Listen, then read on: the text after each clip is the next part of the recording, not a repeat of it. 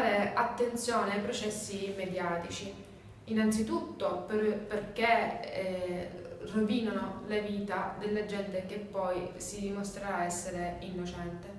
Secondariamente perché questa risonanza mediatica provoca un effetto di emulazione. Ricordiamoci che in un primo momento il principale sospettato è stato il ormai noto cacciatore.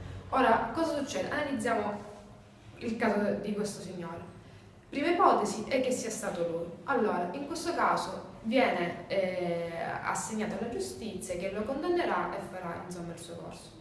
Ma supponiamo che invece non sia stato lui. Cosa succede nella vita di queste persone? Che all'opinione pubblica noi abbiamo consegnato l'orco, che anche quando verrà dichiarato innocente, non colpevole, estraneo del tutto a questa vicenda, agli occhi di qualcuno resterà sempre il colpevole, cioè i sospetti su di lui magari resteranno per tutta la vita. Secondariamente viene mandato all'opinione pubblica, trasmesso un messaggio che è alquanto inquietante, cioè se nella vita dovessi ritrovarmi a posto del cacciatore, quindi ritrovare un cadavere, non so, per strada, comunque davanti a me, il messaggio che viene inviato è non chiamare nessuno perché automaticamente verrai indagato.